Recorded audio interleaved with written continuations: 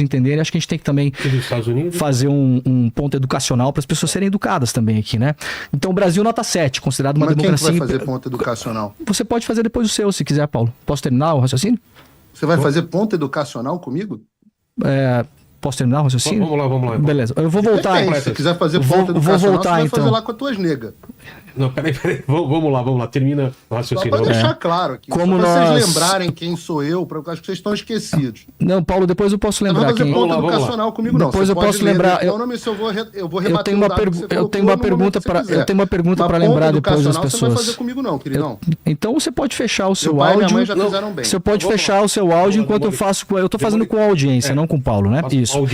Audiência. Vamos lá, fazer um ponto educacional. The Economist tem um índice de democracia. Brasil nota 7, considerada uma democracia imperfeita. Sabe qual é a nota dos Estados Unidos? 7,84. Sabe o que é considerado os Estados Unidos pela The Economist? Democracia imperfeita, assim como o Brasil. O país que apoiou essas medidas, né, e essas comemorações que o Paulo e o Eduardo estão fazendo, segundo o próprio Eduardo declarou pra gente agora, é a Hungria, né? Sabe qual é a nota da Hungria, segundo o índice da The Economist? 3,9. É um regime híbrido caindo para autoritário. Então, o grande país que apoiou essas medidas é um país praticamente autoritário, segundo a The Economist, que acabaram de citar. Agora, eu queria fazer uma pergunta pro Eduardo, deputado, muito sucinta e muito objetiva, tá?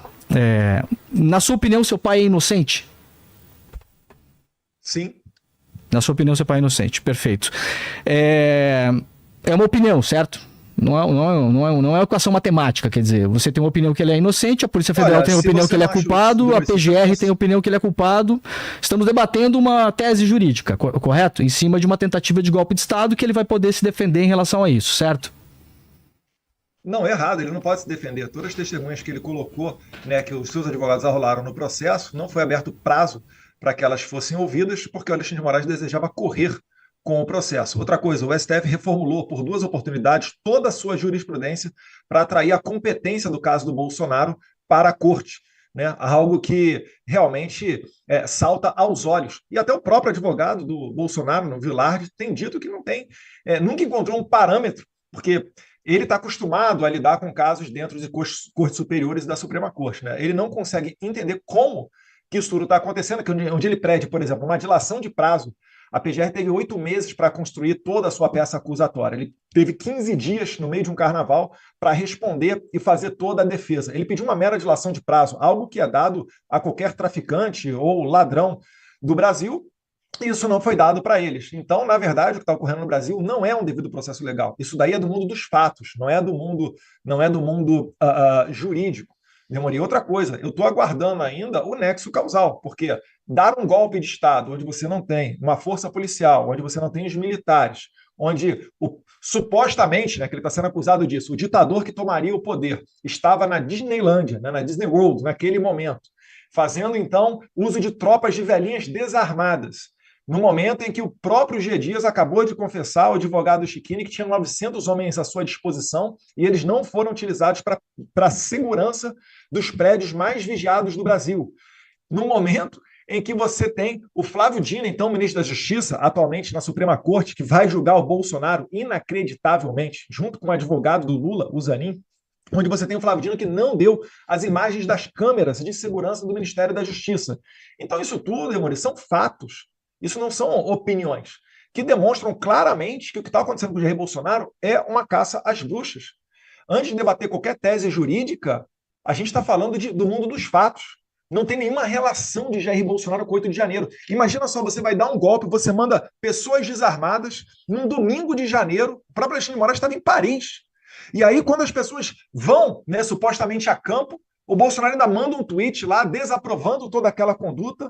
Então não há que se falar em golpe. Por mais que o coração das pessoas estivesse revoltado com o resultado eleitoral, e eu não tiro a razão delas, porque eu também estava, eu acreditava que seria muito mais transparente e democrático, o Barroso, presidente do TSE, não ter invadido o Congresso Nacional e conversado com 11 presidentes de partido para derrubar o voto impresso.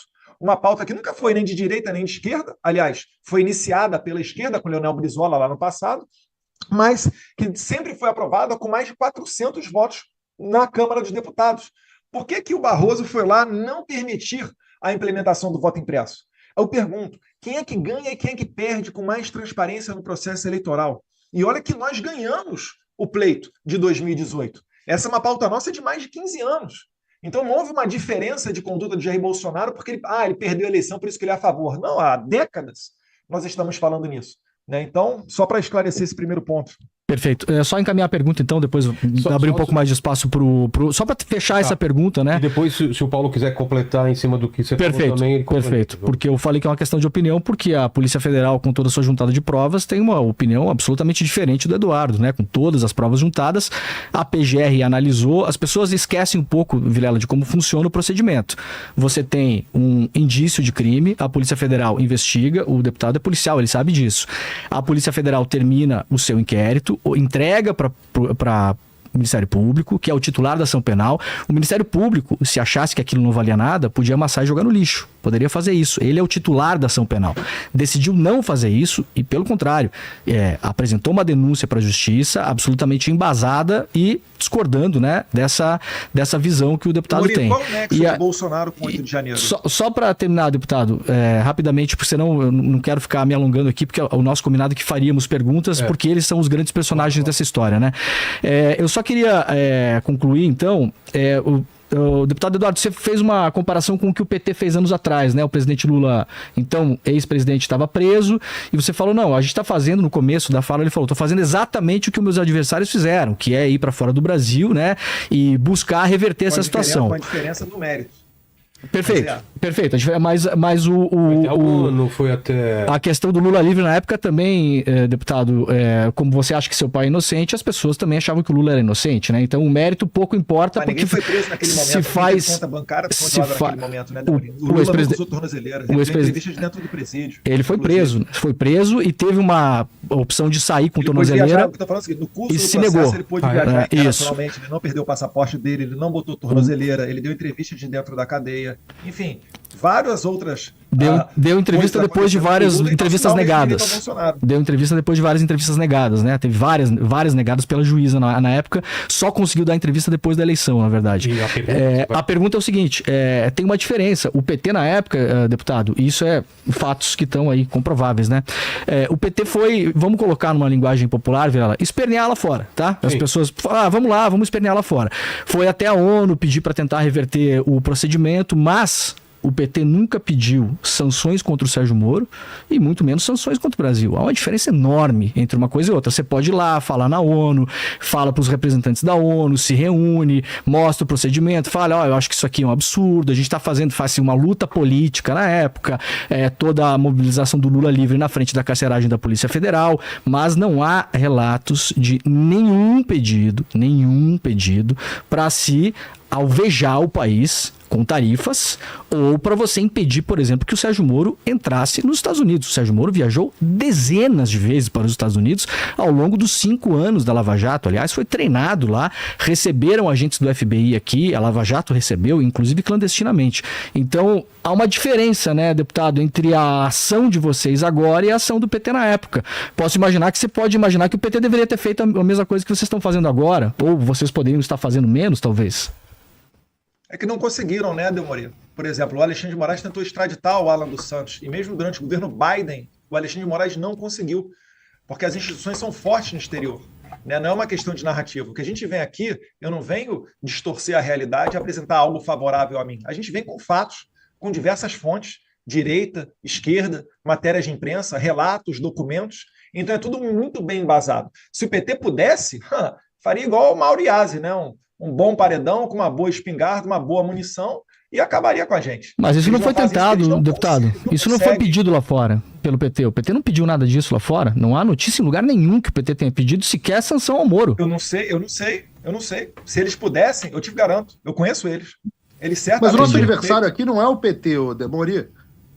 Não, aqui não é o PT. É que o Eduardo comparou. Tá fazendo, não o PT. O Eduardo comparou com o PT no começo da fala dele, por isso que eu trouxe essa pergunta, Paulo. Eu queria fazer uma pergunta. Há também uma questão análoga ao PT, não é apenas o PT. Sim, Antes de mudar o assunto, então, pedir para o Paulo só, se você quer comentar alguma coisa sobre o que foi falado? Eu quero. Bom, em primeiro lugar, sobre a The Economist, né? Uma questão de ordem aqui. Em primeiro lugar, não é verdade que os Estados Unidos baseiam a sua visão de quem é democracia ou não em relatório da Economist. O Departamento de Estado publica o seu próprio relatório sobre o estado dos países, e inclusive deve publicar um relatório esse ano sobre a situação do Brasil. Então, desculpe o fact-checking, mas não é verdade. Outra coisa é a omissão ao espectador de dizer que os Estados Unidos estão no mesmo patamar como democracia né? Democracia com defeitos. De fato, o Brasil está no mesma categoria, só que os Estados Unidos estão na posição 28ª e o Brasil está na posição na 57ª, sendo que do último ano para agora, o Brasil caiu 7 pontos no ranking, que é a maior queda que o Brasil tem nos últimos anos. Ou seja, a The Economist, mesmo a The Economist, esse padrão que você está utilizando, considera o Brasil um país bem diferente dos Estados Unidos e um país que está caindo vertiginosamente no ranking. Mas caiu no ranking da Economist, Paulo. Porque o mais você vai me interromper agora? Não, só quero saber se só quero saber se caiu no ranking da Economist. Eu sei que a esquerda opera sempre com regras diferentes, e eu sei que você está acostumado com isso, mas eu normalmente não deixo isso acontecer. Você quer uma regra para mim, tem que valer para você. Não, só queria saber se caiu no ranking da Economist. Só para anotar aqui. Seguinte, o padrão não é o que a The Economist considera ou não. Você pode considerar The Economist. Eu não considero. Eu tenho olhos e ouvidos para ver o que é uma democracia e o que não é. E eu sei que nos Estados Unidos não dá para comparar o grau de democracia com o Brasil, porque eu vivo nos Estados Unidos. Eu estou aqui, eu sei que não há nenhum político preso por conta das suas opiniões. Eu sei que não há nenhum jornalista com problemas por causa das suas opiniões. Eu sei que a população critica abertamente todas as ações do governo, sendo de direita ou de esquerda, e ninguém tem absolutamente nenhum problema. Eu sei que o americano tem problemas com o seu sistema eleitoral, mas tem tentado discutir e aprimorar. O americano que achou que a eleição de 2020 foi roubada, e de fato foi, modificou em mais de 30 estados a sua legislação eleitoral para ter um sistema melhor em 2024, que trouxe de volta o Donald Trump ao poder. Então, eu não me baseio por ranking da Economist, eu me baseio pela minha vida real. A discussão é, você pode falar livremente? Pode. No Brasil não pode.